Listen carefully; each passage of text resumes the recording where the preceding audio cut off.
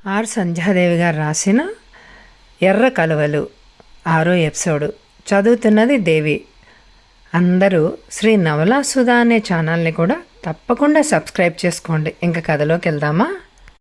ఈలోగా అతను వెళ్ళి ఇంటికెళ్ళ వాళ్ళకి చెప్పొచ్చాడు, ఆమె రావడానికి ఇంకా 10 రోజులు పడుతుంది అని.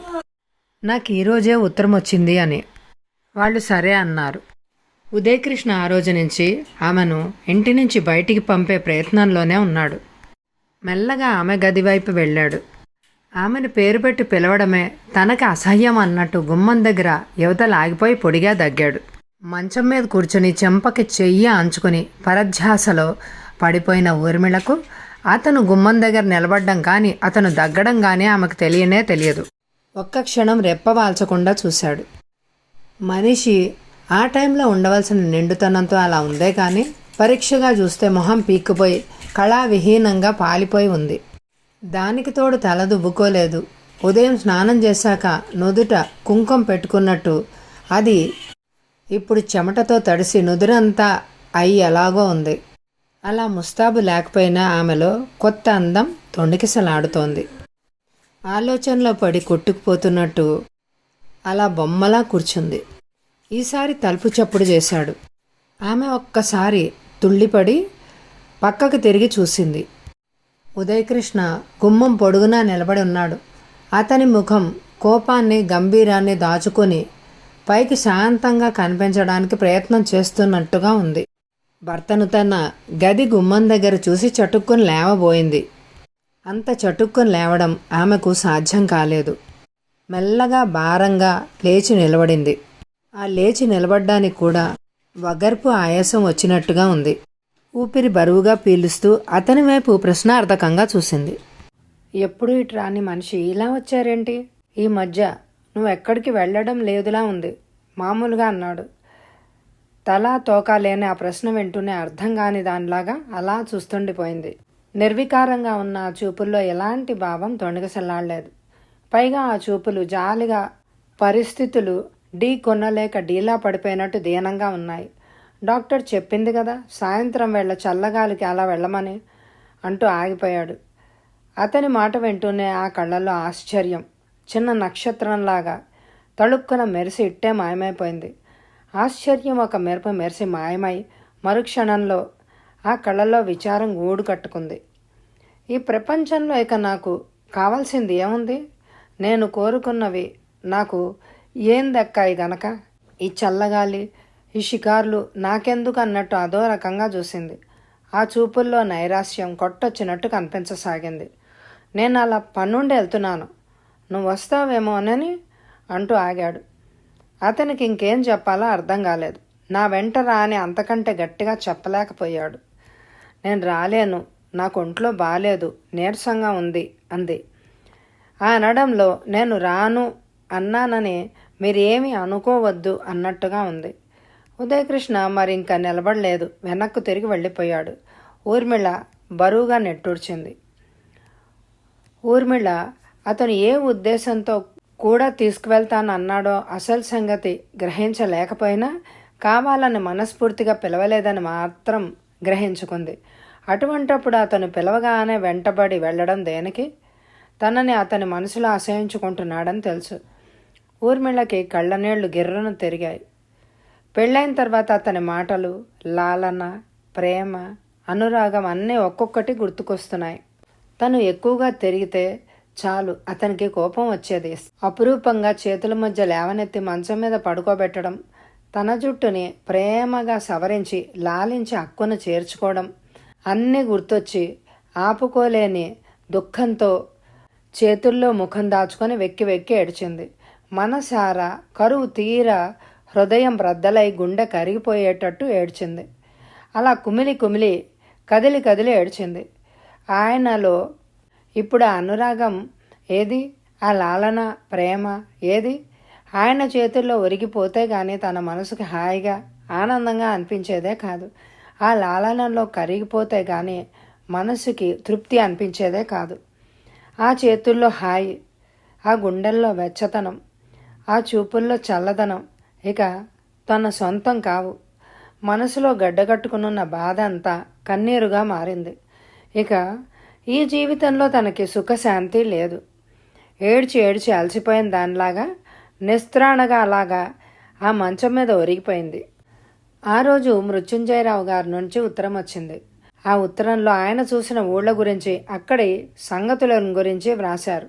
అందరూ బయలుదేరి కాశీ వెళ్తున్నట్టు, కాశీలో ఒక 10-20 రోజులు ఉండి వస్తానని, ఇంటికి వచ్చేసరికి నెల 15 రోజులు పడుతుందని రాశారు.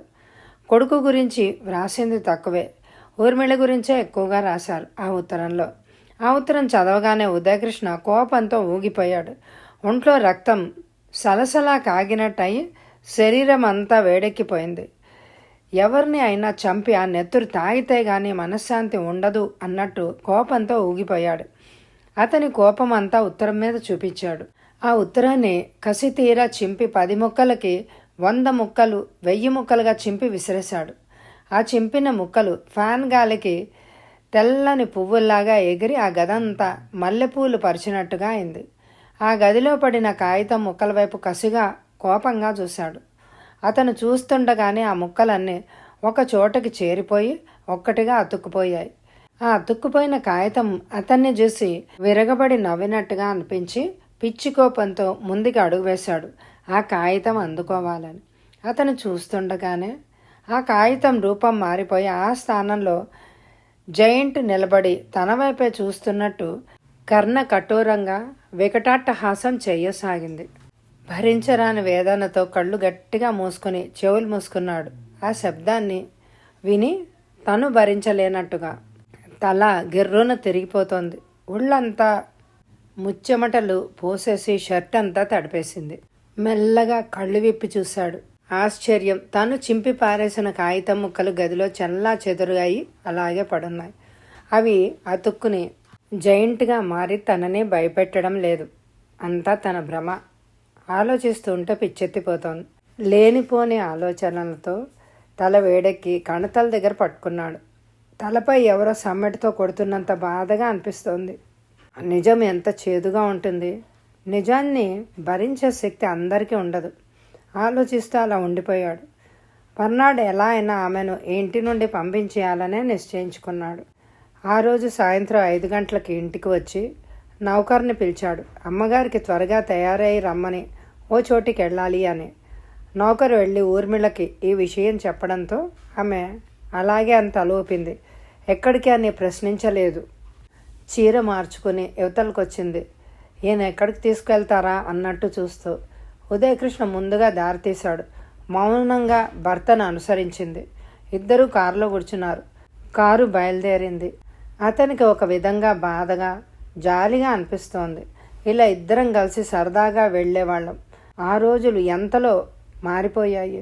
ఇప్పుడు ఇద్దరి జీవితాలు దుఃఖమయం అయిపోయాయి అని బాధపడ్డాడు. ఈమెను ఒక విధంగా మోసగించి ఆ ఇంటికి తీసుకెళ్తున్నానేమో అని పరిపరి విధాల ఆలోచించసాగాడు. కారు తిన్నగా ఒక ఇంటి ముందు ఆగింది. ఈ ఇల్లు ఎవరిదా అని ఆశ్చర్యపోయింది. ఆమె ఆ మాట భర్తని అడిగే ధైర్యం లేక ఊరుకుంది. కారు దిగి అతన్ని మౌనంగా అనుసరించింది. ఇంటికి గల వాళ్ళ దగ్గర తాళాలను అడిగి తీసుకొని తలుపులు తెరిచాడు. ఊర్మిళకు అర్థం కాలేదు. ఆ ఇల్లంతా ఖాళీగా ఒక్క సామాను కూడా లేకుండా ఉంది.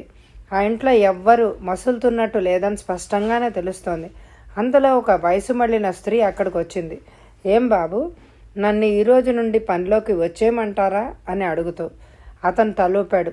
ఈ రోజు నుంచి నువ్వు ఈ అమ్మగారిని కనిపెట్టుకొని ఉండాలి అని చెప్పి ఊర్మిళ వైపు తిరిగి, నీకు ఈ మనిషి తోడుగా ఉంటుంది, వంట పని అంతా చేస్తుంది.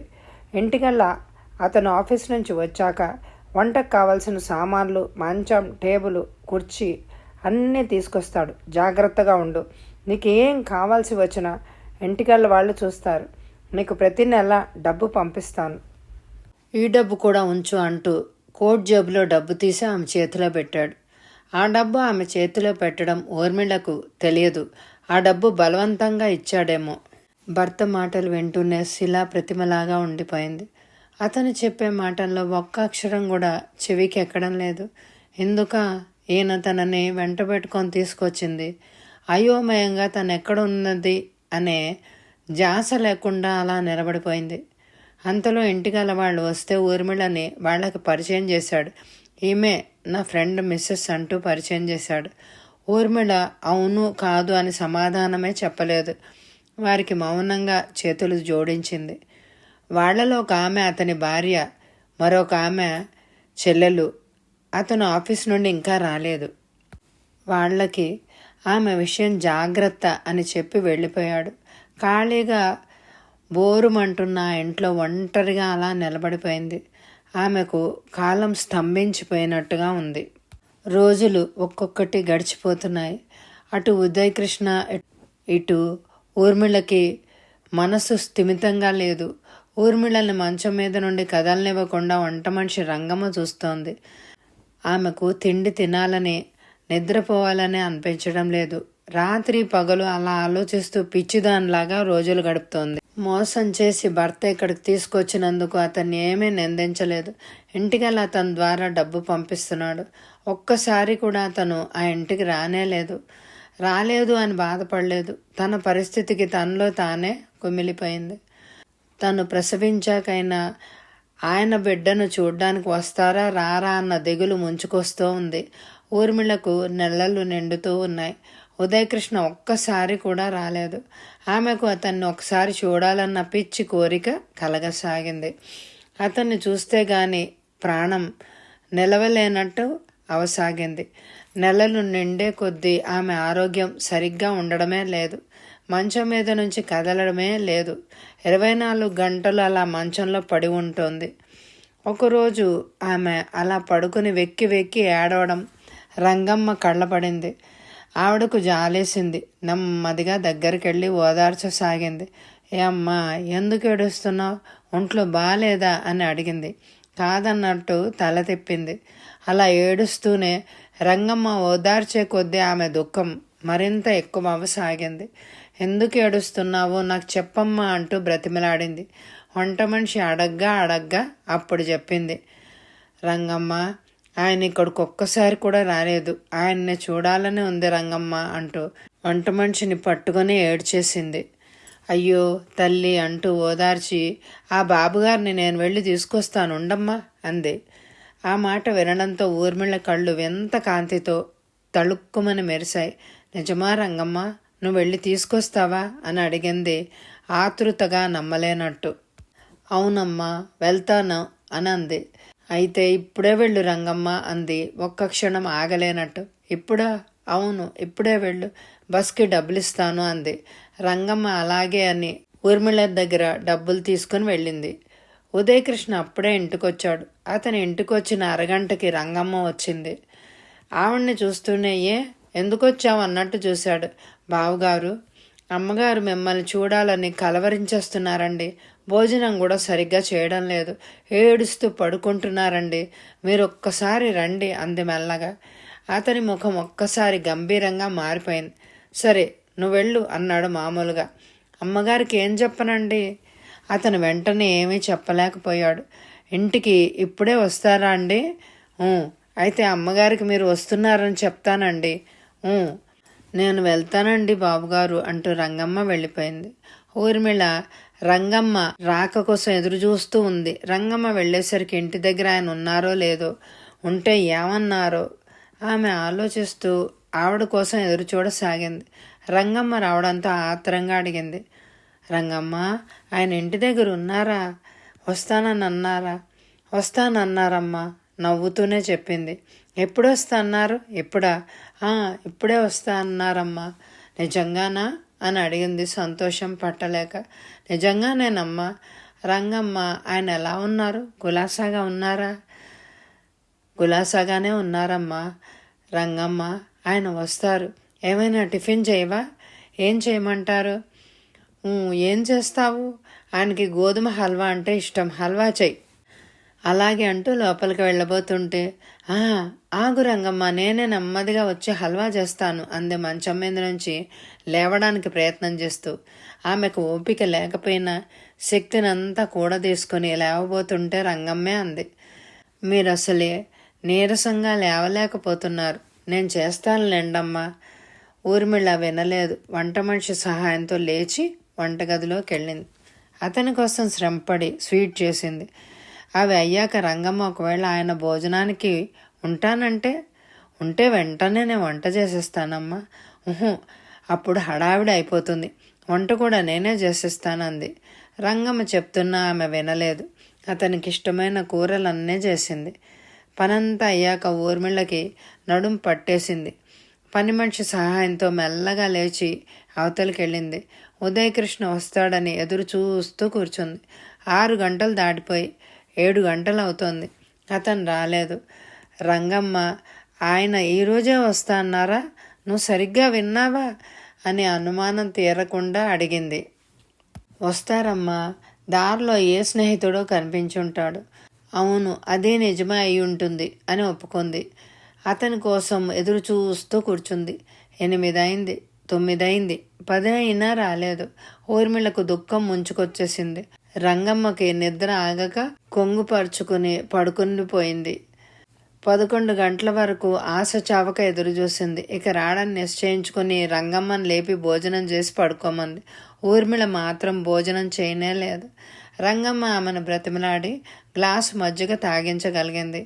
ఆమె ఏడుస్తుంటే ఓదార్చి ధైర్యం చెప్పింది. ఆ బాబుగారు ఏ పని మీద వెళ్ళారో రేపు వస్తారేమో అని చెప్పడంతో ఊర్మిళలో కొత్త ఆశ తలెత్తింది. ఎప్పుడు తెల్లవారుతుందా, ఆయన ఎప్పుడు వస్తారా అని ఎదురు చూడసాగింది.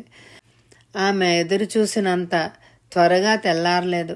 పక్క మీద అటూ ఇటూ తిరిగి నిద్రపట్టక తెల్లవారుతుండగా రంగమ్మతో పాటు లేచిపోయింది. స్నానం చేసి బట్టలు మార్చుకుని తీరిగ్గా కూర్చుని భర్త రాక్ కోసం ఎదురు చూస్తోంది. అతను రాలేదు. సాయంత్రం వస్తారేమోనని వంట మనిషి చెప్పడంతో అవునేమోనని సరిపెట్టుకుంది. సాయంత్రం కూడా రాలేదు. ఆ రాత్రి మళ్ళీ 11 గంటల వరకు ఎదురు చూసింది. మర్నాడు రంగమ్మ ఉదయకృష్ణ ఇంటికి వెళ్ళింది. వెళ్లే ముందు ఊర్మిళ చేత చిన్న ఉత్తరం రాయించి పట్టుకెళ్ళింది. మిమ్మల్ని చూడాలనుంది, ఒక్కసారి రండి, మళ్ళీ వెంటనే వెళ్ళిపోదురు గాని ఊర్మిళ అని వ్రాసి ఇచ్చింది. రంగమ్మ ఉత్తరం ఇచ్చేసి తిన్నగా ఇంటికి వచ్చేసింది. ఏం రంగమ్మ, ఆయన ఉన్నారా? ఏమన్నారు? ఉత్తరం తీసుకున్నారా? వస్తానన్నారా అని అడిగింది ఆతృతగా. ఉత్తరం చదువుకున్నారమ్మా, వస్తానని చెప్పు అన్నారమ్మా. నిజంగానా అంది సంతోషంగా. నిజం అమ్మగారు. ఆ రోజు కూడా అలాగే అతని కోసం ఎదురు చూస్తూ కూర్చుంది. అతను రాలేదు. మర్నాడు రంగమ్మ మళ్ళీ వెళ్ళింది. వెళ్ళి మొహం వేలాడేసుకొచ్చింది. రంగమ్మ అంటూ ఎదురెళ్ళింది. ఆ కళ్ళల్లో ఎంతో ఆతృత కొట్టొచ్చినట్టు కనిపించసాగింది. ఈసారి రంగమ్మ వెంటనే జవాబు ఇవ్వలేదు. బ్రతిమలాడి అడగ్గా అప్పుడు చెప్పింది. ఆ బాబుగారు కసిరి పారేశారమ్మా. నేను రాను, ఆ ఇంటి గుమ్మం తొక్కను, ఎందులోనైనా పడి చావమను అని అన్నారమ్మా అని అంది. ఆ మాటలు వింటూ ఊర్మిళ ఒక్కసారి కుప్పకూలిపోయింది. ఆ రోజు మృత్యుంజయరావు గారు ఊరు నుండి వచ్చారు. ఆయన వచ్చేటప్పటికి ఇంటి దగ్గర ఉదయకృష్ణ లేడు. మృత్యుంజయరావు గారు వచ్చే ముందు ఉత్తరం రాద్దామనుకున్నారు. ఇక అనుకోకుండా అందరూ బయలుదేరి వచ్చేశారు. అందుకే ముందుగా ఉదయకృష్ణకి తెలియలేదు. మృత్యుంజయరావు గారు రావడంతో నౌకర్లందరూ హడావిడి పడిపోయారు. అమ్మగారు మేడ మీద ఉన్నారా? లేరండి. మరి బాబుగారు? 6 ఇంటి దగ్గర లేరండి అంటూ నౌకర్లు చెప్పారు. ఆయన మరోలా అర్థం చేసుకున్నారు. కొడుకు కోడలు ఎక్కడికైనా వెళ్ళుంటారని. అమ్మగారి ఒంట్లో కులాసాగా ఉంటుందా? నౌకర్ని అడిగారు. అతను తలూపాడు. ఆయన ఇంకేం మాట్లాడలేదు. ప్రయాణ బడలికతో కాసేపు తన గదిలోకి వెళ్ళి పడుకున్నాడు. ఉదయకృష్ణ ఇంటికి రావడంతో తండ్రి ఊరి నుండి వచ్చేశారని తెలిసి గదిలోకి వెళ్ళాడు. ప్రయాణం గురించి, ఆయన ఆరోగ్యం గురించి ప్రశ్నించాడు. ఆయన సమాధానం చెప్పారు. తప్పనిసరి తండ్రితో మాట్లాడాడే కానీ మనస్ఫూర్తిగా మాత్రం కాదు. అతనికి తండ్రి అంటే ఎప్పుడో అసహ్యం కలిగిపోయింది. ఊర్మిళ ఆ గదిలోకి ఎంతకీ రాకపోవడంతో ఆయన అడిగారు. అమ్మాయి ఏది కనిపించదే? అతను సమాధానం ఇవ్వలేదు. ఉదయ్ సమాధానం చెప్పవేంటి? అమ్మాయి ఏది? వస్తుంది అన్నాడు మెల్లగా. మేడ మీద ఉందా? అతను మాట్లాడకపోవడంతో ఆయనకు అనుమానం వచ్చింది. కొడుక్కి కోడలికి మాటలు లేవా? ఇద్దరు మాటకు మాట అనుకున్నారా అని ఆ మాటే పైకి అడిగేశారు. అతను మాట్లాడలేదు. మాట్లాడవేనరా గట్టిగానే కేకలెట్టారు. పంచవన్నెల రామచిల్లక అని మనం భావించి బంగారు గూటిలో బంధిస్తే ఆకాశంలో ఎగిరే పక్షి పారిపోకుండా ఉంటుందా అన్నారు అదొక రకంగా నవ్వి. అంటే అంటే ఏముంది, ఆమె ఇక్కడ ఎక్కువ రోజులు ఉండలేక పారిపోయింది. ఉదయ్! అతని కంఠం కంగుమంది, కళ్ళు ఎర్రగా ఉన్నాయి. తండ్రికి అంత కోపం రాగా అతనికి ఎప్పుడూ తెలియదు. అసలు ఏం జరిగిందో నాకు నిజం చెప్పు అంటూ అడిగారు. ఉదయ్, నాకు పిచ్చెత్తిపోతోంది, నిజం చెప్పు అంటూ గట్టిగా అరిచేశారు. ఆయన అలా అరుస్తుంటే తండ్రికి ఇప్పుడే ప్రాణం పోతుందేమో అని మనసులో భయపడ్డాడు. ఊర్మిళని నేనే ఈ ఇంట్లో ఉండనివ్వకుండా పంపించేశాను తాపీగా చెప్పాడు. కారణం? ఆయన కళ్ళు ఎర్రగా చింతనిప్పుల్లాగా ఉన్నాయి. కోపంతో ఊగిపోతున్నారు. నా ఫ్రెండ్ ఒకతను ఈ ఊరొచ్చాడు. ఊర్మిళ నేను బీచ్కి వెళ్ళాం. ఆమె దూరంగా కూర్చుంది. ఒక ఫ్రెండ్ కనిపిస్తే అతనితో నేను కొద్దిగా దూరంగా నడిచి వచ్చాం. అతను వెళ్ళిపోయాడు. తిరిగి ఊర్మిళ దగ్గరికి వెళ్తుంటే ఊరి నుంచి వచ్చిన ఫ్రెండు అక్కడ కనిపించాడు. అక్కడ నిలబడి మాట్లాడుతుంటే నా ఫ్రెండ్ నవ్వుతూ ఊర్మిళ కూర్చున్న వైపే చూస్తున్నాడు. ఆమె ఇటు చూడ్డం లేదు. ఏంటి అలా చూస్తున్నామని అడిగితే ఏం లేదని నవ్వేశాడు. నాకేదో అనుమానం వచ్చినా సర్లే ఏదో అని సరిపెట్టుకుని వేరే మాటల్లో పడిపోయాం. అతను వెళ్ళిపోయాడు. నేను ఊర్మిళతో ఇంటికి వచ్చేసాను. మర్నాడు అతను ఉన్న హోటల్కి వెళ్ళాను. అక్కడ మళ్ళీ ఊర్మిళ విషయం వచ్చింది. ఆమె వేశ్య కుటుంబంలో పుట్టిన అమ్మాయి అని. తను ఇంతకుముందు ఈ ఊరు వచ్చినప్పుడు నేను ఉన్న రూమ్ పక్క రూమ్లో మృత్యుంజయరావు గారట ఆయన ఉన్నారు. ఆయన లక్షాధికారట. నాకు అక్కడ హోటల్లో ఉన్నవాళ్ళు చెప్పారు. ఆ మృత్యుంజయరావు గారు అప్పుడు ఈ అమ్మాయిని ఆయన గదికి రప్పించుకున్నారు అంటూ నా ఫ్రెండ్ చెప్పాడు అంటూ తండ్రికి చెప్పాడు ఉదయకృష్ణ. ఫ్రెండ్ చెప్తే నమ్మావా? తీక్షణంగా అడిగారు. అతను మాట్లాడలేదు. కోపం ఆపుకుంటున్నట్టుగా అలా నిలబడిపోయారు. ఆ వెధవ ఎవడో చెప్తే నమ్ముతావా? ఉన్నమాట చెప్పాడు. నేను నమ్మాను. ఏమిటా ఉన్నమాట? నీకు ఒక చెల్లెలుంటే నా గదిలో రాత్రంతా గడిపితే నువ్వు ఏమనుకుంటావురా మూర్ఖుడా? అందుకే ఊర్మిళని నువ్వు చేసుకుంటానని పట్టుబట్టినా మీ ఇద్దరికి పెళ్లి చేయడం నాకు ఇష్టం లేకపోయింది. ఎంత డబ్బు ఖర్చైనా అమ్మాయికి వేరే సంబంధం చూసి పెళ్లి చేయాలని అనుకున్నాను. ఈ విషయం ఎప్పటికైనా తెలిస్తే అవమానాలతో మీ సంసారం చిన్న భిన్నం అవుతుందనే భయపడ్డాను. అందుకే నీకిచ్చి చేయడం నాకు ఇష్టం లేకపోయింది. ఊర్మిళ వేశ్యకులంలో పుట్టిన నిప్పు లాంటిదిరా అంటూ ఆవేదంతో ఊగిపోయారు. ఉదయకృష్ణ మాట్లాడలేదు. అతడికి తండ్రి మాటలు వింటుంటే అసహ్యం వేస్తోంది. నేను చెప్పేదంతా నువ్వు పూర్తిగా విని అప్పుడు ఊర్మిళ గురించి నువ్వు ఆలోచించు అంటూ క్షణం ఆగి మెల్లగా చెప్పసాగాడు. నేను మరికొందరు వేరే బిజినెస్ పార్ట్నర్స్ హోటల్ రూమ్లో కూర్చొని డ్రింక్స్ తీసుకుంటున్నాం. వాళ్లతో నన్ను పార్ట్నర్గా చేరమని పట్టుబట్టసాగారు. నాకు ఇష్టం లేదు వాళ్లతో వేరే బిజినెస్లో కలవడం. నేను ఎంత కాదని చెప్పినా వాళ్ళు పట్టు విడవలేదు. నేను మాటల్లో డ్రింక్ ఎక్కువగా తాగడం వల్ల ఒళ్ళు తెలియకుండా ఆ గదిలో పడి ఉన్నాను. టైము 2 గంటలు అవుతుండగా నాకు మత్తు కొద్దిగా తగ్గి కళ్ళు విప్పి చూశాను. ఆ గదిలో ఒక అమ్మాయి భయంగా గడగడ వణికిపోతూ నిలబడి ఉంది. నువ్వెవరు, ఇక్కడికి ఎందుకు వచ్చావు అని అడిగితే ఆ అమ్మాయి కన్నీరు కారుస్తూ నా పాదాల మీద పడిపోయింది. డబ్బు కోసం నా వాళ్ళు నన్ను గదిలోకి పంపించారని, తను అటువంటి దాన్ని కాదని, తనని వదిలేయమని, నన్ను మీ కూతురిగా భావించండి అని హృదయ విదారకంగా ఏడవసాగింది. అప్పుడు నేను గ్రహించుకున్నాను, వాళ్ళ బిజినెస్లో నన్ను పార్ట్నర్గా చేరమని, నన్ను మంచి చేసుకోవడం కోసం ఈ అమ్మాయిని నా గదికి పంపించారు అని. అప్పుడు ఆ అమ్మాయికి ధైర్యం చెప్పి, నేను నీ తండ్రి లాంటి వాణ్ణి, నా వల్ల నీకు ఏ అపకారం ఉండదు అని చెప్పిన తర్వాత ఆమెకు దుఃఖం తగ్గి స్థిమితపడింది. ఆమె పేరు, ఏం చదువుకుంది, వాళ్ళ ఇంటి వివరాలు అడిగాను. తన పేరు ఊర్మిళ అని, మెట్రిక్ పాస్ అయ్యానని, తను కళాకారుల కుటుంబంలో జన్మించానని చెప్పి తనని తల్లి 8 సంవత్సరాలుగా ఈ వృత్తిలోకి లాగాలని, తనని ఎన్ని కష్టాలు పెట్టిందో చెప్పి ఏడ్చింది. తండ్రికి కూతురు అంటే ఇష్టం.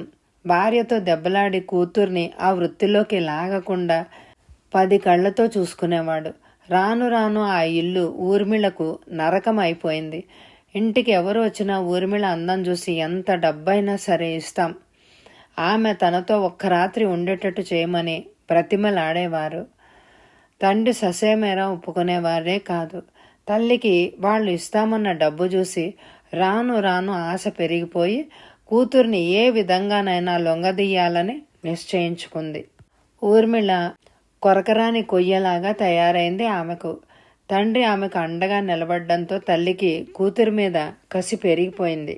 ఊర్మిళ పెళ్లి చేసుకుని అందరి స్త్రీలలాగే జీవితం గడపాలని, భర్త పిల్లలతో హాయిగా ఉండాలని ఆమె కలలు గనేది. ప్రాణం తీసుకోవడానికైనా వెనకాడేదే కాదు. తల్లి మాట వినే కంటే ప్రాణం పోతే నయం అని అనుకునేది. ఒకరోజు తండ్రి కొంట్లో బాలేదు. అలా అతను 4 రోజులు మూసిన కన్ను తెరవకుండా ఒంటి మీద తెలివి కూడా లేకుండా పడి ఉంటే తల్లికి అదే సమయం అని తలచి వాళ్ల దగ్గర కొంత డబ్బు తీసుకుని కూతుర్ని వాళ్లతో హోటల్కి పంపించింది.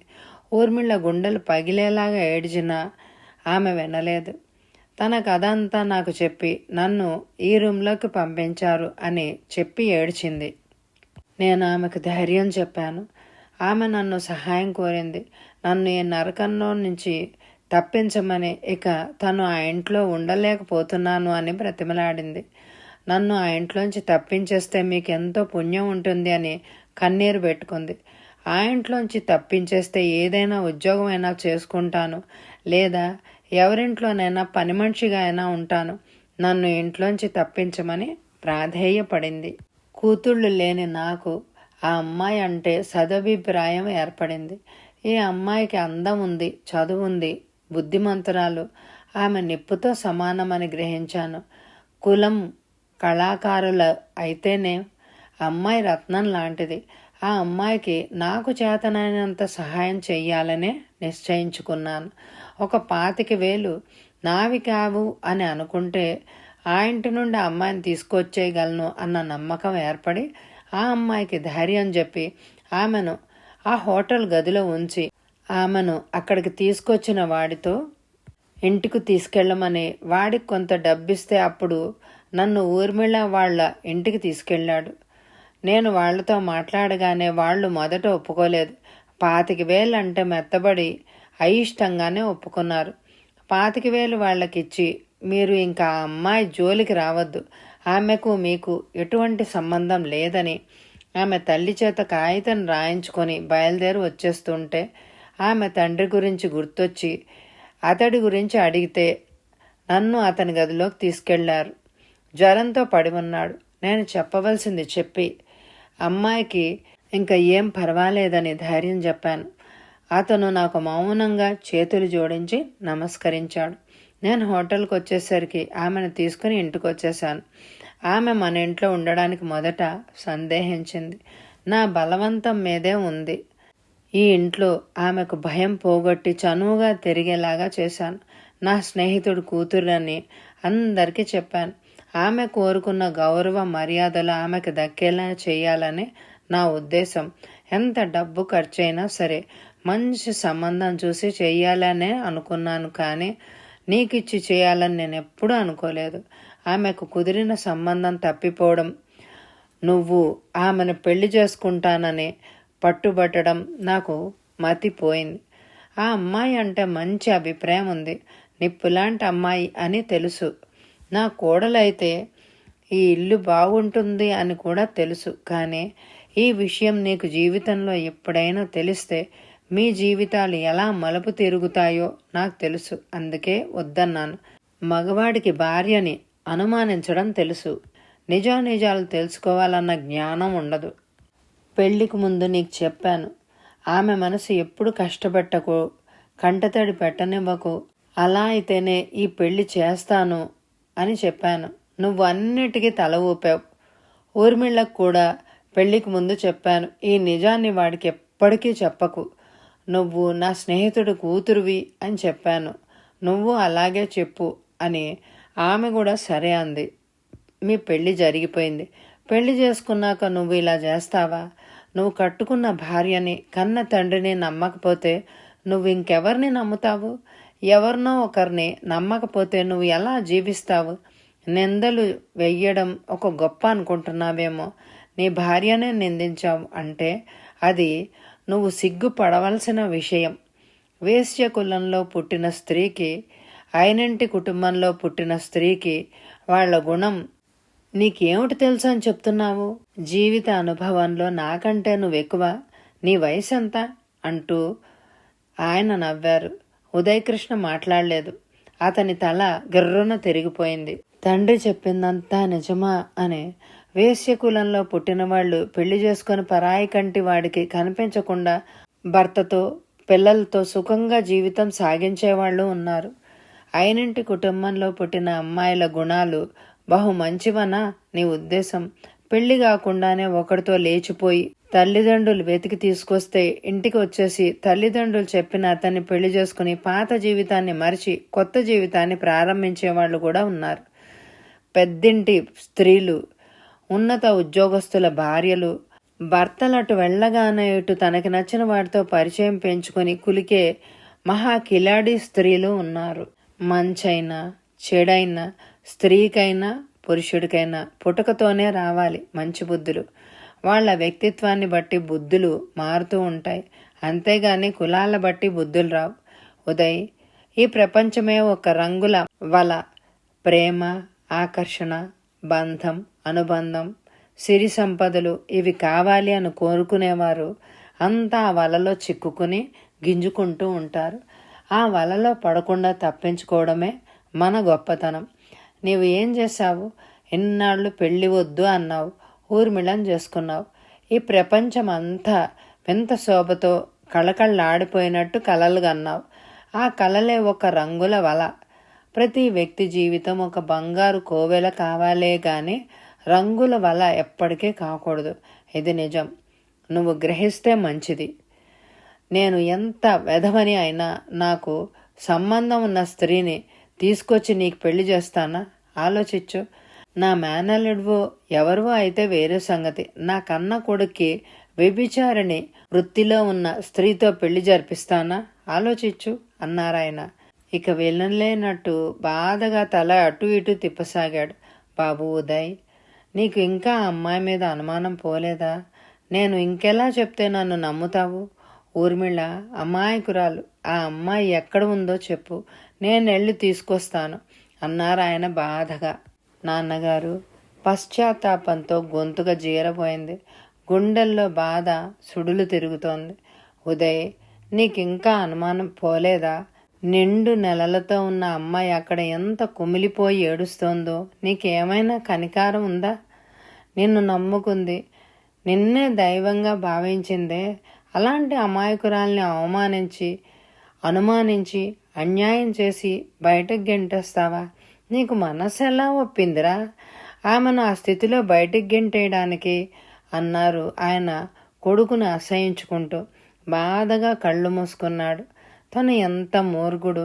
తన అర్ధాంగిని తను నమ్మాడు కాదు. తండ్రి మాటలు నిజం. పుట్టిన వంశాన్ని బట్టి రావు బుద్ధులు. మట్టిలో మాణిక్యాలు, రాళ్లలో రత్నాలు ఉంటాయన్న మాట అక్షరాల నిజం. ఊర్మిళ, నన్ను క్షమించు. నిజం తెలుసుకోకుండా నిన్ను నిందించాను. ఏ భర్త ఏ భార్యకు చెయ్యని అన్యాయం నీకు చేశాను అంటూ తనలో తానే కుమిలిపోయాడు. ఉదయ్, నీకింకా జాలి కలగలేదా? ఎంత చెప్పినా నీ బుర్రకెక్కలేదా? నాన్నగారు, నన్ను క్షమించండి అన్నాడు బాధగా. ఉదయ్ ఆయన ఆనందంగా చూశారు. నీవు నిజంగా అంటున్నావా? అయితే ఆ అమ్మాయి ఎక్కడుందో చెప్పు, వెళ్ళి ఇంటికి తీసుకొచ్చేద్దాం అన్నారు ఆయన సంతోషంగా. మీరుండండి, నేను వెళ్ళి తీసుకొస్తాను అన్నాడు. అందుకు ఆయన ఒప్పుకోలేదు. కొడుకు వెంట ఆయన కూడా బయలుదేరారు. ఇద్దరూ కారులో వెళ్లారు. మృత్యుంజయరావు గారు, ఉదయకృష్ణ ఇద్దరు కారు దిగి ఇంటివైపు వెళ్లారు. ఆ ఇంటికి తాళం వేసింది. ఆ తాళం చూడగానే ఉదయకృష్ణ తల గిర్రున తిరిగిపోయింది. ఇంటికి తాళం వేసి ఉందేంటి? ఊర్మిళ ఎక్కడికి వెళ్ళింది? వంట మనిషి రంగమ్మ కూడా వెళ్ళిందా? అతని మనసు ఏదో కీడు శంకిస్తున్నట్టుగా ఉంది. ఎన్నిసార్లు కబురు చేసినా రాలేదని ఆమె బాధపడిందా? ఇక ఈ ఇంట్లో ఉండలేక వెళ్ళిపోయిందా? ఎక్కడికి వెళ్ళుంటుంది? ఎవరున్నారని వెళ్తుంది? ఇప్పుడు ఏం చేయాలి? ఎవరిని అడగాలి? ఎక్కడికి వెళ్ళిందో ఎవరు చెప్తారు? ఉదయకృష్ణకి మతి పోయినట్టుగా అయింది. అప్రయత్నంగా తల తిప్పి తండ్రి వైపు చూశాడు. ఆయన కూడా ప్రశ్నార్థకంగా కొడుకు వైపు చూశారు. అమ్మాయి ఏది అన్నట్టు. పక్కింటి వాళ్ళని అడుగుదామంటే వాళ్ళింటికి కూడా తాళం వేసే ఉంది. వాళ్ళు వచ్చేదాకా అక్కడే నిలబడ్డారు. వాళ్ళు ఎంతసేపటికి రాలేదు. 1 గంట అక్కడ నిలబడితే ఇంటికెళ్ళి అతని చెల్లెలు వచ్చింది. ఆ అమ్మాయి అన్నగారి దగ్గర ఉండి పరీక్ష కట్టడానికి వచ్చింది. ఆ అమ్మాయి మళ్ళీ వాళ్ళ ఊరు వెళ్ళిపోతోంది. ఆమె రావడంతో ఉదయకృష్ణ అడిగాడు, ఊర్మిళ ఎక్కడుందో మీకు తెలుసా? ఆవిని రాత్రి హాస్పిటల్లో జాయిన్ చేశారు. ఇప్పటికి ఇంకా డెలివరీ కాలేదా? మా వదిన అన్నయ్య ఇద్దరు అక్కడే ఉన్నారు అని చెప్పింది. ఏ హాస్పిటల్లో జాయిన్ చేశారు అని అడిగాడు. ఆమె చెప్పింది. తండ్రి కొడుకులు ఇద్దరు కారులో వెంటనే ఆ హాస్పిటల్కి వెళ్ళారు. అక్కడ ఇంటికల్లా అతను కనిపించాడు. ఉదయకృష్ణన్ చూస్తూనే ఎదురొచ్చి ఊర్మిళ పరిస్థితి ఏమీ బాగా లేదని చెప్పాడు. ఈవేళ ఉదయం నుంచి మీకు ఎన్నిసార్లు ఫోన్ చేశానో మీరు ఇంటి దగ్గర లేరు. ఇందాక చేస్తే మళ్ళీ చేయమన్నారు. ఇంటికి కబురు చేద్దామంటే ఎవ్వరూ లేరు. ఏ సమయంలో ఏ అవసరం వస్తుందోనని నేను ఇక్కడే ఉన్నాను అని చెప్పాడు. ఊర్మిళ పరిస్థితి ఏమీ బాగా లేదు. చాలా నీరసంగా ఉండడంతో ప్రసవించలేక చాలా బాధపడుతోంది అని తెలిసి మృత్యుంజయరావు గారు అక్కడ బెంచ్ మీద కూర్చుండిపోయారు. ఆయన మనసు ఏమీ బాగాలేదు. ఉదయకృష్ణ మతి లేని వాడిలాగా అట్లాగే నిలబడిపోయాడు. టైము గడుస్తోంది. ఏ టైంకి ఏ కబురు వింటామో అని తండ్రి కొడుకులు ఇద్దరూ అలా ఉండిపోయారు. ఊర్మిళకు ఏమైనా అయితే ఇంకేమైనా ఉందా? తను బ్రతకగలడా? అతని మనసు పరిపరి విధాల పోతోంది. తెల్లవారుజామున 4 గంటలకు ఊర్మిళకు కొడుకు పుట్టాడని నర్సు వచ్చి చెప్పడంతో తండ్రి కొడుకులు ఇద్దరూ సంతోషంతో పొంగిపోయారు. తెల్లవారు 6 గంటలకు ముందు మృత్యుంజయరావు గారు వెళ్ళి చూశారు. మామగారిని చూస్తూనే అంత నీరసంలో ఆశ్చర్యంగా చూసింది. మీరు ఊరు నుండి వచ్చేసారా అన్నట్టున్నాయి ఆ చూపులు. ఆమెకు చెప్పారు తను ఊరి నుంచి ఎప్పుడొచ్చింది. పక్కనే ఉన్న ఉయ్యాల తోటలో పడుకున్న మనవణ్ణి చూసి మురిసిపోయారు. ఊర్మిళ కళ్ళ నీళ్లతో మామగారి వైపు చూసింది. భర్త బాబుని చూడ్డానికి రాలేదన్న బాధ ఒకటి, మామగారికి జరిగిన సంగతులన్నీ తెలుసా అని కోడలి బాధ గ్రహించినట్టుగా ఆమె తలపై చేయేసి, అబ్బాయి వచ్చాడు, అవతలున్నాడు. నేను జరిగిందంతా వాడికి చెప్పి నీ తప్పేం లేదని చెప్పాను. జరిగిన దానికి వాడు పశ్చాత్తాప పడుతున్నాడు అంటూ మెల్లగా కోడలికి అన్నీ చెప్పారు. మామగారి మాటలతో ధైర్యం వచ్చినట్టుగా అయ్యి కృతజ్ఞతగా చూసింది ఆయన వైపు. హాస్పిటల్లోకి మళ్ళీ సాయంత్రం వస్తానని చెప్పి ఆయన వెళ్ళి కొడుకుని పంపించారు. ఉదయకృష్ణ గదిలోకి అడుగుపెట్టాడు. మంచం దగ్గర నిలబడిన భర్త వైపు చూసింది. అతను అలా రెప్పవాల్చకుండా చూశాడు. ఆమె చూపులు నిర్మలంగా అమాయకంగా ఉన్నాయి. అతను చూపులతో చూపులు కలపలేక తప్పు చేసిన వాడిలాగా తల వంచుకున్నాడు. మీరు వచ్చారా అంది ఆమె కంఠస్వరం నీరసంగా పలికిన సంతోషం తొంగి చూస్తోంది ఆ కంఠస్వరంలో. ఏమండి మాట్లాడరేంటి?